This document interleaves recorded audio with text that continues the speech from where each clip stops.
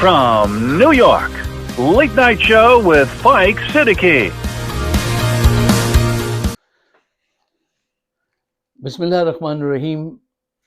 Allahumma salli ala Muhammadin wa ala ali Muhammad. Welcome to the show. My name is Faiq Izhar Hussain Siddiqui. साहिबों, मैं आपके सामने कुछ बात रखना चाहता हूँ. ये जो धोखा खा रहे हैं हम सीज़ फायर के नाम पर, इसकी हकीकत क्या है, इस पे तफसील से बात करेंगे. लेकिन दो इस वक्त बहुत अहम खबरें हैं जिन पे मैं चाहता हूँ ज़रा थोड़े से कुछ पॉइंट्स मैं आपके सामने पेश कर सकूँ. सऊदी अरब अमेरिका में $600 बिलियन इन्वेस्ट करने जा रहा है. हमारे अमरीकी सदर जनाब डोनाल्ड ट्रंप साहब जो है वो विज़िट कर रहे हैं इस वक्त सऊदी अरब का. ये गालिबन उनका पहला विज़िट है और वो सऊदी अरब में हो रहा है. अच्छा, सऊदी अरब दिफा पर $140 बिलियन जो है वो खर्च कर रहा है. भुट्टो मरहूम जो थे, क्या जीनियस आदमी था जो हमने मारा है. देखिए, उनकी सोच ये थी, वो इस तरफ बढ़ रहे थे और इससे पहले कि वो ये अपना ये प्लान जो है उनका कामयाब हो जाता, जर्नैलों ने उनको लटका दिया. वो ये कहते थे सऊदी अरब से कि तुम जो पैसे खर्च करते हो ना, वो हमें दो, हम हमारे साथ मिलके वो करो, हम ट्रेन भी करेंगे तुम्हारे लोगों को और तुम्हारी शॉपिंग भी करेंगे. असलहे की जहाँ से जो मिलता है हम उस हिसाब से उसको खर्च करेंगे. उस ज़माने में वो पता नहीं, मुझे एग्जैक्ट फिगर नहीं है मेरे पास कि 40-50 बिलियन जितने भी वो खर्च करते थे. पाकिस्तान तो आज भी 6 बिलियन ही खर्च करता है ना. अगर हमें वो रकम मिलती और हम उनके लिए बाइंग करते, असले की बाइंग सऊदी अरब के लिए हम करते और हम उनको ट्रेन करते और उसमें अपनी फ़ीस एक चार्ज कर लेते, तो हमें कितना बड़ा फ़ायदा होता, हमारी इकॉनमी कहाँ होती. ये बात एक सच्चा जहन, सच्चा लीडर ही सोच सकता है. जर्नैलों ने ये बात कभी नहीं सोची. आज भी अगर हमारे ताल्लुकात अच्छे होते सऊदी अरब से तो ये चीज़ हासिल की जा सकती थी कि तुम हमें दरमियान में रखो इन 142 जितने भी बिलियन तुम खर्च कर रहे हो इसमें, ताकि कुछ हमारा भी भला हो और हम तुम्हारे मफाद के लिए बाइंग करेंगे और साथ रहेंगे. लेकिन हमारे ताल्लुकात पता है कैसे हैं सऊदी अरबिया से. हम वहाँ से जाके सिरे महल मांग लिया, उनका बताका लेके जेब में रख लिया कि हम यहाँ में नौकरी कर रहे हैं, उनसे कह दिया हमें स्टील मिल लगवा दो. मतलब मांगने ही गए. जब भी वहाँ गए तो इतना डिग्रेड उन्होंने कर दिया कि वो $2-3 बिलियन भी नहीं देते. अच्छा, खैर बात लंबी हो जाएगी. बस कहने का मकसद ये था कि अगर हमने इन जैसे चोरों को अपनी हुकूमत में ना शामिल किया होता, जो जब भी गए तो किसी किंग के पास दोस्ती बढ़ाई और पैसे मांगे और अपने बिजनेसेस बढ़ाए. आज हमने कितना सुनहरी मौका था कि पाकिस्तान ऐसा कोई मुआहदा करता. दुनिया में मुख्तलिफ मुआहदे होते रहते हैं हमेशा, लेकिन हम वो ना कर सके. अच्छा, अब आइए दूसरी खबर की तरफ कि ज़रा सिंसियरिटी चेक कीजिए इनकी, नून की, नवाज शरीफ, शहबाज शरीफ. इसहाक डार साहब ने फरमाया है कि हमने सिर्फ उन जहाज़ों को मारने के लिए कहा था जिन्होंने हम पे मिसाइल से हमला किया था, तुमने दूसरे जहाज़ों को क्यों मारा. बहुत खूब, बहुत खूब. यानी नाराज़ हैं, फ़ख्र नहीं है इस बात पे, मोदी को खुश करना है कि उन जहाज़ों को सिर्फ मारना था जिन्होंने हम पे मिसाइल दागे थे. यानी अब हमारे जहाज़ जो थे वो उसको तलाश करने जाते और इस दौरान मारे जाते हैं. दूसरों को तुमने क्यों मारा. इनको इसका दुख है, गम है.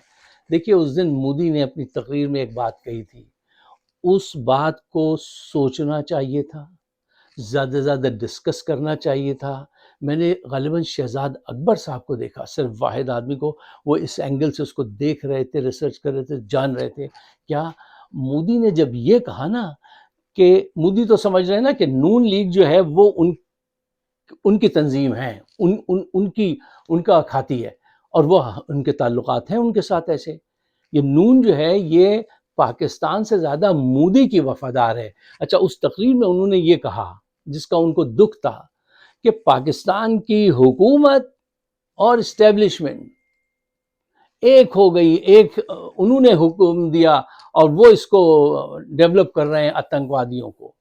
یعنی اس نے کہا یہ دو ڈفرنٹ، یعنی پاکستان کی حکومت اور اسٹیبلشمنٹ. وہ اس سینس میں کہہ رہے تھے کہ یار حکومت تو میرے جیب کی گھڑی تھی، یہ انہوں نے ہمارا جیسے حکم نہیں مانا اور حکم دے دیا کہ ہاں جاؤ ان کو فائر کرو، ان کو جو ہے جواب دو. حکومت کو چاہیے تھا کہ وہ پنگے اڑاتی. اور یہ فیکٹ کیا ہے، آپ کہاں سے چیک کریں گے ان چیزوں کو؟ پوری جنگ کے دوران نواز شریف نے ایک بیان نہیں دیا بھارت کے خلاف. یہ آپ دیکھ لیجئے، یہ آپ کی آنکھوں کے سامنے ہو رہا ہے. اور کس ہیسیٹیشن کے ساتھ پرائم منسٹر ہوتے ہوئے اس نے وہ تقریر پڑھی ہے، کتنی مشکل کے ساتھ شہباز شریف نے. اور یہ جو پلاسٹک کی گرل، کیا نام ہے اس کا، مریم نواز، اس نے کچھ نہیں کہا، ایک لفظ نہیں بولی. اب جب جیت گئے تو کھمبوں پہ اپنے پوسٹر لگوا لیا اپنی اس کے لیے.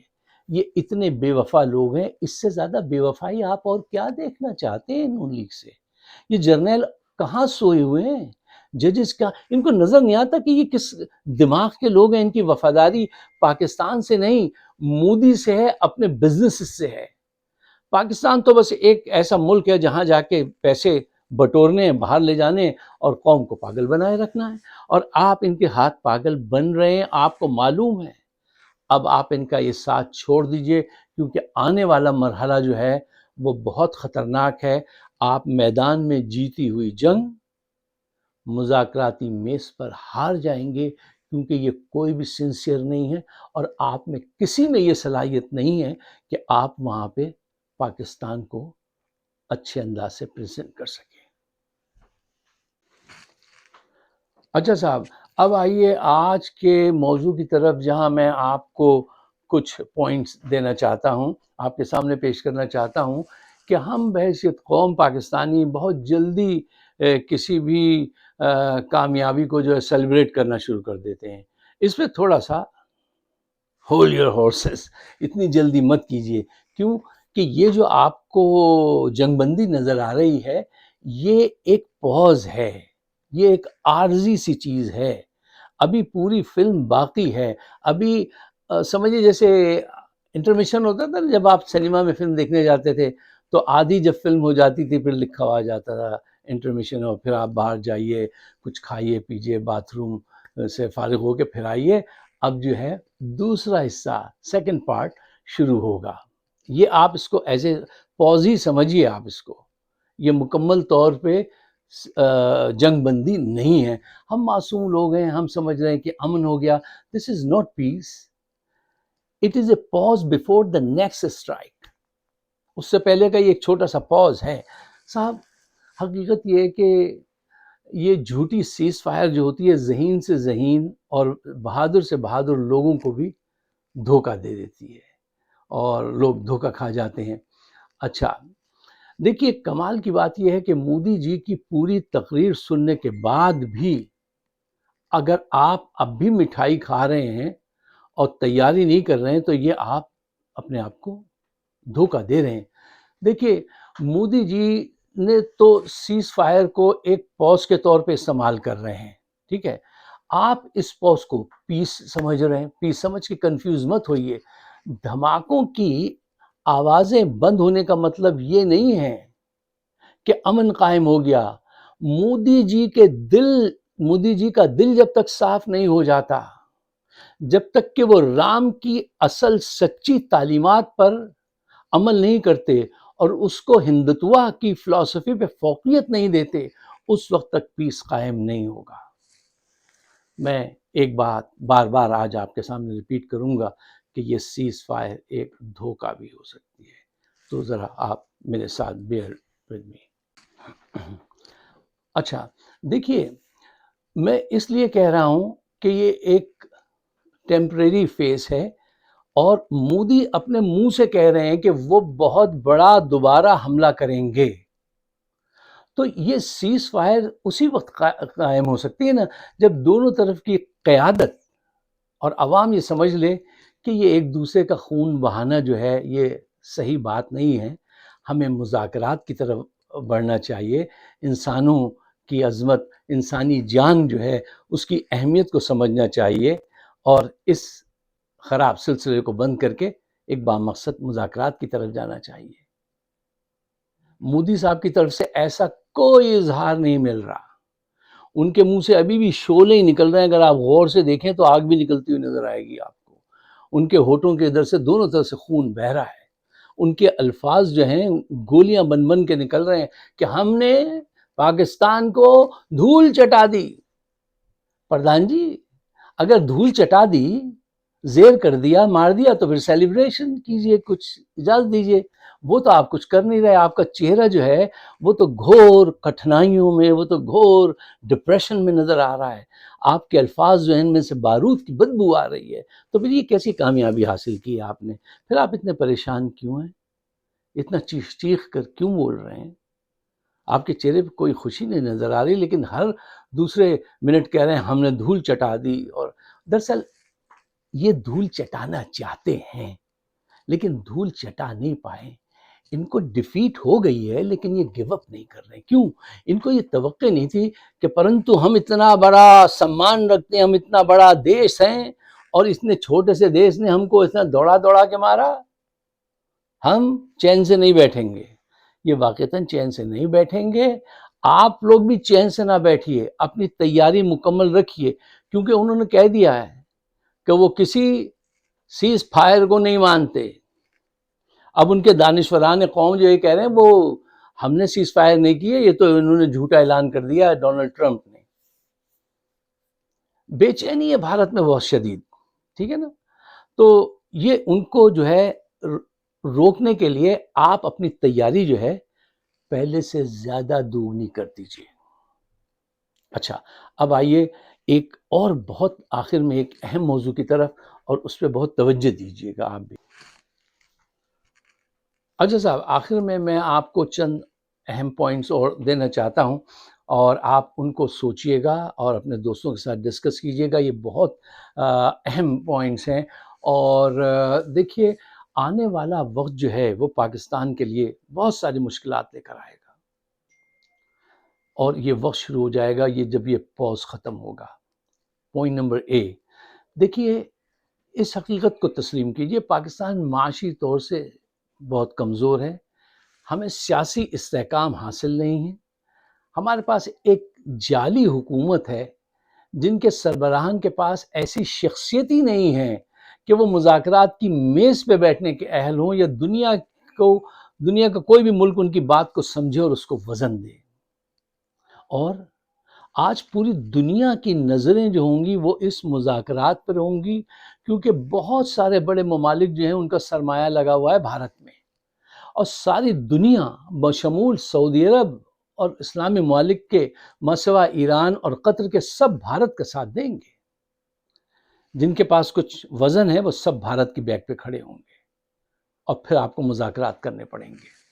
اچھا، پوائنٹ نمبر بی، اگر مودی نے مذاکرات سے پہلے جنگ چھیڑ دی تو پھر آپ کو اس کے لیے تیار ہونا چاہیے۔ پوائنٹ نمبر سی، دیکھیے مذاکرات کی میز پر جو دو ممالک بہت بڑا کردار ادا کریں گے، اس میں ایک امریکہ اور دوسرا سعودی عربیہ ہے، اور یہ بات یاد رکھیے ان دونوں ممالک کے بھارت سے بہت بڑا ٹریڈ ہے اور بہت اچھے تعلقات ہیں۔ مودی جی نے دیکھیں ایک نوخواندہ آدمی کتنا موٹیویٹڈ اپنے مشن سے اپنی کنٹری کے لیے، اس نے آپ کے بھائی سعودی عرب کو آپ سے توڑ لیا، آپ کا لانگ ٹائم کلوز الائے امریکہ اس کو اپنی طرف کر لیا، ٹھیک؟ ایک ناخواندہ شخص نے آپ کے ساتھ یہ کیا ہے، اور آپ کے پاس ایسے لیڈر آپ لائے، کرپٹ لیڈر لائے، جن کے اندر کوئی موٹیویشن نہیں، پاکستان سے کوئی محبت نہیں، صرف مال بنانے کی محبت۔ انہوں نے آپ کو آج یہ دن دکھلا دیا، اور جس کو پاکستان سے محبت ہے اس کو آپ نے جیل میں بند کیا، تو اب یہ حالات تو آپ کو فیس کرنے پڑیں گے۔ اچھا، پوائنٹ نمبر ڈی یا سی، ڈی میرے خیال میں، جی اچھا، دیکھیے آپ میں یہ صلاحیت تو موجود ہے نہیں، میں نہیں سمجھتا کہ آپ امریکہ اور بھارت، سعودی عربیہ اور بھارت کے درمیان میں کوئی ایسے تعلقات پیدا کر دیں، کوئی ایسا ڈسپیوٹ کھڑا کر دیں کہ وہ ایک دوسرے سے دور ہو جائیں، آپ میں یہ صلاحیت نہیں ہے۔ دیکھیے جو نہیں ہے اس کو مانیے۔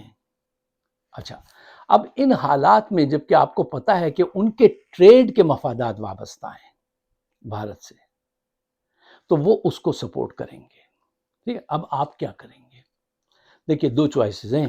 ایک، نمبر ون، آپ انٹرنیشنل ارینا میں ابھی سے متحرک ہو جائیں اور پاکستان کا موقف جو ہے ہر بڑے انسٹیٹیوشن میں، یونائٹڈ نیشن سے لے کے ہر بڑے انسٹیٹیوشن میں آواز اٹھائیں کہ دیکھو ہمارے ساتھ یہ کیا ہے اور یہ ہمارے ساتھ یہ کرنا چاہتے ہیں. جیتی ہوئی جنگ، میدان جنگ میں جیتی ہوئی جنگ کو یہ ہمارے ساتھ ٹیبل پہ چھیننا چاہتے ہیں. وہ اس کی پریکٹیکل کوشش کریں گے اور ان کو یہ آتی ہے ٹیکنیک. کل بھی میں نے ڈسکس کیا تھا، اب دوبارہ کیوں ڈسکس کریں کہ دیکھیں انہوں نے شروع میں کیا پوائنٹ رکھ دیے. اس سے پہلے میں نے ویڈیو میں آپ کو بتایا تھا کہ اسرائیلی طرز نیگوسیشن کیا ہوتا ہے، تو وہ بھی میں نے آپ کے ساتھ ڈسکس کیا تھا. تو یہ ایک طریقہ ہے کہ آپ انٹرنیشنل ارینا میں گھس جائیں، ابھی سے اپنی پوزیشن واضح کریں. اور ایک بہت ایفیکٹو طریقہ یہ ہے، اگر آپ چاہتے ہیں کہ دنیا آپ کا بھی موقف سنے اور اس کی بھی حمایت کرے، عمران خان کو رہا کیجئے، اس کو فور فرنٹ پہ لا کے کھلائیے اور اس کے ساتھ کوآپریشن کیجئے. اور یہ دل میں جو بغض اور یہ کپٹ یہ جو رکھی ہے نا عاصم منیر صاحب نے، یہ دنیا میں بھی ذلیل کرائے گی انشاءاللہ تمہیں اور آخرت میں بھی. ملک کے ساتھ یہ غداری ہے کسی سے اتنا بغض رکھنا اور دیکھنا کہ ملک کا یہ نقصان ہو جائے گا. ابھی تو اللہ نے بچا لیا، اب مذاکرات کی ٹیبل پر اگر عمران خان ہو، پوری دنیا اس کی بات کو سنتی ہے، سمجھتی ہے، اس کو ویلیو دیتی ہے.